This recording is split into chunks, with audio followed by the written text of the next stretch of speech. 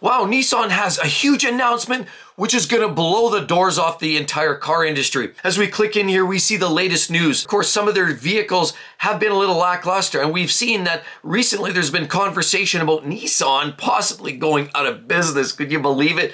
That's right, they were saying about 12 to 14 months is all they had left, and the early part of 2024, they pretty much consumed all but about 99% of their profits up in smoke just on marketing, in innovation, trying to sell a product, in incentives. Their vehicles were not selling. They were boring. They were lackluster. The CEO didn't seem to have their finger on the pulse, and the brand was in serious distress. They even tried to team up with Honda. That didn't work out all that well. But guess what? There's some new, great, exciting new information coming since the change of the CEO. And the new CEO, Ivan Espinosa, is actually saying the Chinese market, which was a big part of the market, is something that they really need to focus harder on. And the Chinese market likes to see products flip more quickly. Nissan, if there's one thing that they did well, was keep a long, lackluster series and run of very boring vehicles. Ivan sees the Chinese market that they have this sort of this visual expectation of a major change and overhaul. Otherwise, they get bored. They get this feeling that they need to see something new and fresh. But they're saying they're going from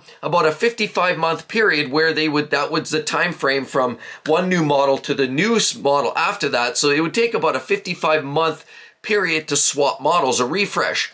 They're trying to trim that down to 37 models to appease the Chinese market, which is a major factor because they were getting bored to tears with the older products. So they want to tighten that up. They want to bring more exciting models to the lineup.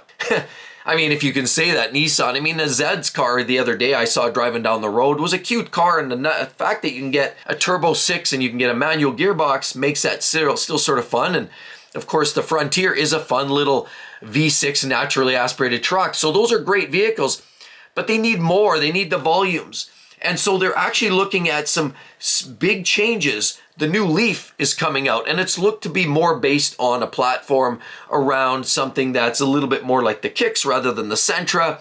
It certainly has more of an interior focus and design that's more in line with the area. So it's going to look fresh. It's going to look feisty.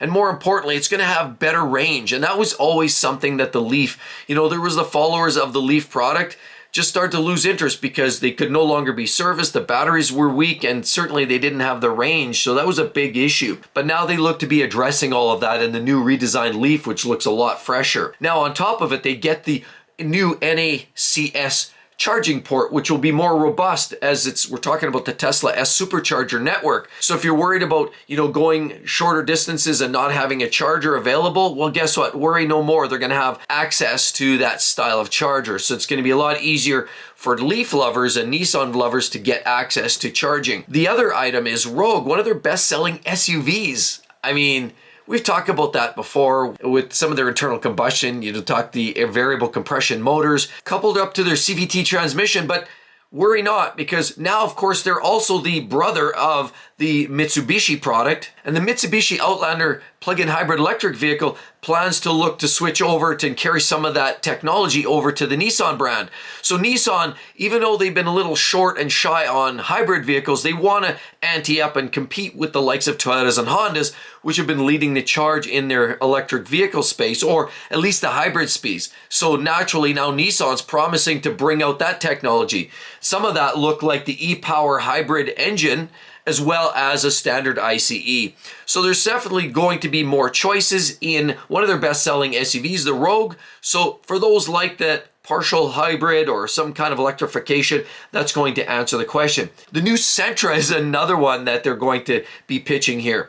A whole new redesign, revamp. It's going to be longer, higher, wider, just overall a bigger vehicle. There may even be coming with a black roof, black grille, and it's going to look sportier. They definitely want to target the Honda Civic. Certainly it's something in the SV and the SR trims that they come in directly for the Civic.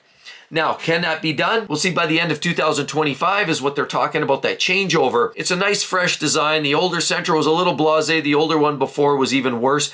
Things are getting better, certainly. The real question is it going to come with a hybrid? Is it going to come with a CVT? It would be awesome to have a manual gearbox and even more importantly, a torque converter automatic. Could you imagine if that car gets switched up? We know that was one of their nemesis, so we'll have to wait and see what the Sentra comes for specifications. They're There's another big announcement at Nissan. Everybody's been asking for it. The Xterra may be coming back. That's right, in some form or another. So stay tuned on that. That is something certainly that we're all wishing for. Now, on top of that, we're seeing a little bit more information on Tesla burning to the ground, for lack of a better word. Sales are in the tank. They're seeing them drop off a cliff. What we're seeing even in Europe with the Volkswagen ID4, certainly up on sales drastically. They're really destroying the market right now. And here we are going to share with you 5 of the EVs that people are the most interested in right now. If you don't want to go with one of those, and you want something a little bit more conventional brands, here's the top brands that are most popular, most popular models in the EV segment. Number 1 is the Ford Mustang Mach-E. Is it a Mustang? I don't know. I mean, I kind of have to love that. It's one of the strongest competitors with the Tesla Model Y here in North America, but it looks to be like it's going to be taking charge here shortly. Ford F-150 Lightning, if you wanted a truck, that certainly fit the bill. They were highly incentivized. A lot of people seem to be liking the F-150 Lightning. On top of that, we have the Chevy Equinox EV. If you're looking for another popular EV, there's a lot of great features to them. And we know General Motors has been absolutely crushing it with their sales of their EVs this last year, as well as their truck sales. They're certainly owning and dominating a lot of the market. Another vehicle in the electric vehicle space that's doing really well, and we talk about some of the incentives, but Hyundai Ioniq 5 is another one. Because of the size, the cost, it's very affordable. Again, Hyundai hasn't been doing all that well with their internal combustion, so they've been really fast tracking the sales of their EVs, and that's one of the popular models. Same goes with the Kia EV9, another very popular, larger SUV. It actually has a lot more space, looks more conventional, doesn't look so spaceship-like, but it has a lot of cool features. And so those are the most popular models that we're seeing right now in these EV segments. A lot of people are really interested in a lot of those types of models. But again, as always, not everybody wants electric vehicles. So what are people looking for? Well, right here, let's take a look at this article. We have this amazing article for 5 winning automotive segments and 5 losers. At least we're talking about in Canada. But what I find most of the consistencies between the US and Canada they're pretty much the same. So what are those? What are the top segments and what are the biggest losers for segments? You know, vans, trucks, small cars, SUVs. Like what are people buying out there? What are the biggest winners and the losers for 2025? Mid-sized luxury SUVs, they're up by 6% this year. In 2024, there's been an increase in sales in the mid-sized luxury SUVs. You think about cars, you know, like the SQ5 Audi or the BMW X3 or Lexus RX, maybe the NX series vehicles. These are the luxury SUVs, and those are up in sales for 6%. You know, even the Mercedes-Benz GLE, the X5, the MDX by Acura. I love the MDX. I think it's a great vehicle. But there's more than that. There's also the subcompact SUVs, the crossovers is another hot topic. That went way up by 20% this year. Yeah, you can get vehicles like the Honda HR-V, Hyundai Kona, and the Kia Seltos. We've seen some of those subcompact SUVs. They're doing very, very well this year.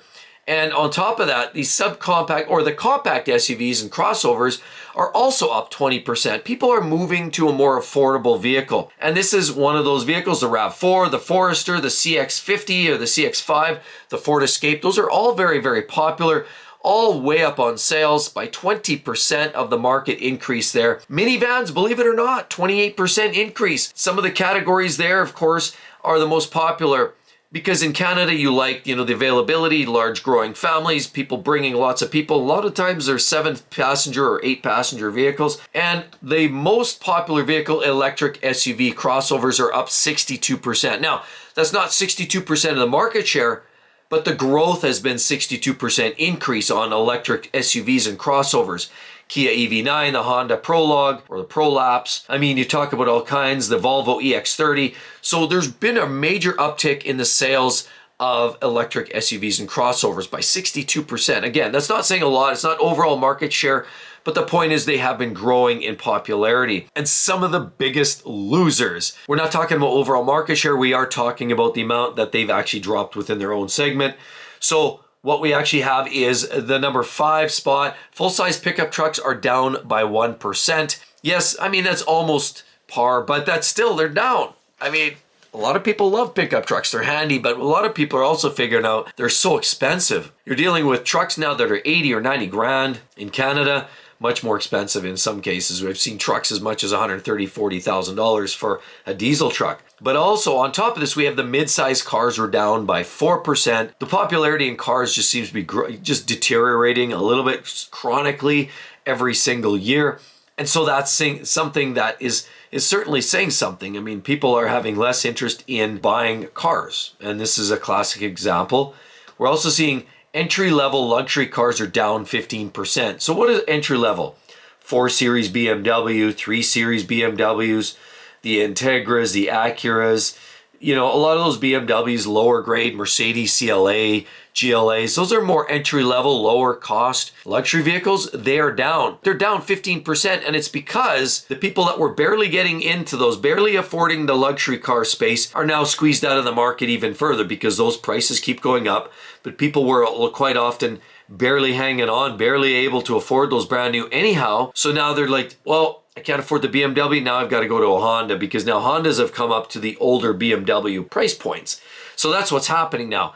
And so those entry-level vehicles are actually down by 15%, and people are honestly looking for a more sensible solution. Now as well, full-size SUVs down 17%. Big ones, Infiniti QX80, Cadillac Escalade. I mean, you get the gist, right? The Tahoe and the Yukons, Suburbans, those are all way down in sales. 17% as a whole. Again, very similar to trucks, but trucks at least have the payload. They have the truck box.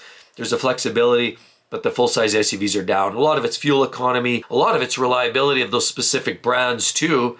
General Motors, Ford, leading a lot of the recalls. People losing interest in that type of vehicle.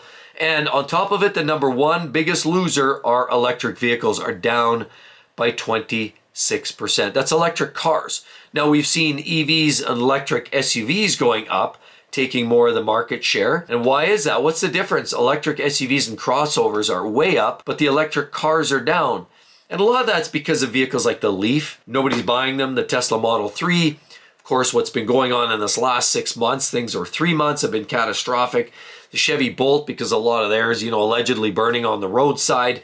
And just even Equinox EV, those vehicles pretty much have owned the market. So these other ones have been sort of going away. So the cars in the EV space haven't been doing as well. And Tesla's with the leaders with the Model S and certainly with the Model 3, they have been really suffering. But the non-Tesla brands have certainly been doing a lot better in the SUVs or the compact SUVs in the EV space, but not so much on the cars. So that is one of the biggest losers. The heck with all of that. I mean, we want to know what's fun, because remember, life's too short to drive boring cars. So I found another great article through here, and I want to bring this to your attention. And in the midst of all of these tariffs, and this is a big talk here, because right away, well, basically April 2nd or April 3rd, they're talking about a huge amount of tariffs. Ferrari, one of the best, most legendary car manufacturers on the planet, historical, racing heritage, certainly is looking at hiking 10% on the price of a lot of their vehicles. I mean, it may be a wash. There seems to be a lot of it seems to be in the effort to strong arm and negotiation tactics. But regardless of whether these tariffs are coming or whether they're not, a lot of manufacturers are trying to anticipate that and trying to get ahead of what's about to come or may come. And that is not to be on the losing end of these tariffs. So the manufacturers, they have to pass these costs along. Consumers are going to end up paying the price. So for an American wanting to buy a Ferrari or any other import for that matter, and those tariffs are applied to these European car brands, well, that price is going to be tacked on, of course, at the manufacturer's level, and you, the consumer, are going to be paying more. So Ferraris decide to get ahead of that. A lot of manufacturers are saying, look, whether the intent is to move a lot of their manufacturing to U.S. soil or they just want to start jacking up prices. A lot of, these manufacturers are also trying to import a lot of vehicles very, very quickly, toot sweet, get them to U.S. soil as quick as possible before these tariffs hit, so that they actually have some inventory that they can sell, that they don't have to pass down those costs. Ferrari, they take 2 to 3 years to build a vehicle. Then there's a few months to transport it across overseas. There's no way to avoid this. There's just simply no way. And Ferrari is promising to hit some of these tariffs or land some of these tariffs across on the buyers' backs. Now, I've heard people joke and say, oh, maybe they should send a GoFundMe page for Ferrari buyers. Now, that said, they are excluding for the time being, the Ferrari 296, the SF90, and as well the Roma, which look to be exempt. But hold on to your shorts, everybody. Those are the volume cars. There's already a bunch of those on car lots. Already a lot of them have the allocations and they're pretty much on the tail end of their production run. So that's not saying a lot.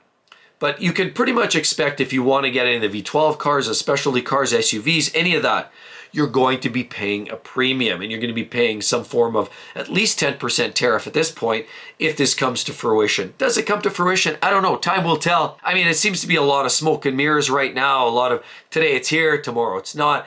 Regardless, suffice it to say, a lot of these manufacturers are looking at trying to get ahead and starting to charge more for their vehicles. You've got to remember, this doesn't just impact the car brands like Ferrari, Toyotas, the Hondas that aren't built in US soil, but a lot of these vehicles that are imported, a lot of the, certain BMWs, certain Mercedes-Benz, although some are built on US soil or in Mexico or Canada, many of them are in fact still built in Germany. Same with Japan. Same with, all of these vehicles are likely at some level going to see some impact. But it's also car parts. There's that conversation, which a lot of people are talking about, where we might start paying more for parts and servicing. Because when you take your car in for servicing, of course, there's a part, a new starter, a new water pump. They're likely going to see some parts increase costs on those components too. So this is all going to be something that everybody's going to anticipate.